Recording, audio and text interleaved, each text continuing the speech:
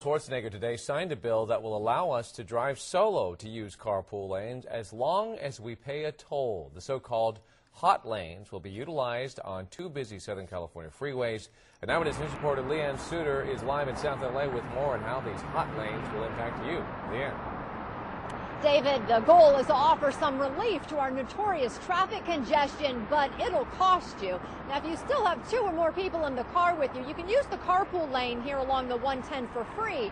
But if you're by yourself and you want to do it, you'll have to come up with the cash. Cruising in the carpool lanes will soon be open to lone drivers on two popular and congested freeways, but it'll come at a price. I'm desperate every day on those freeways, but I don't know that I would pay every time. Governor Arnold Schwarzenegger has signed a bill creating so-called hot lanes, high occupancy toll lanes on the 110 and 10 freeways. We have to innovate, and we have to do all that we can to make sure that we relieve traffic in the city and county of Los Angeles. State Senator Mark Ridley-Thomas, who wrote the legislation, says it will not only ease congestion, but will also improve air quality and create jobs. The pilot program involves a 16.5-mile stretch of the 110 between 182nd Street and Adams Boulevard and a 14-mile stretch of the 10 freeway between Alameda and the 605.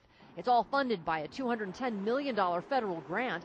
Ridley-Thomas says it'll cost commuters between $1 and $10 depending on the time of day and the amount of congestion. Many drivers say they aren't sure if they'd be willing to cash in order to keep moving. It would depend on how much it would cost for me. So, I mean, I don't really mind traffic so much. I found my little shortcuts and stuff, but yeah, it would depend on how much it would cost. It would depend on how much.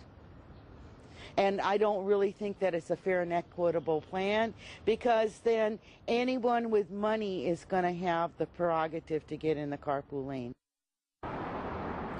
Now, the legislation does require discounted tolls for low-income commuters. At this point, the exact cost of using the carpool lane if you're by yourself has not yet been set. The state hopes to have the program, though, up and running by the middle of next year.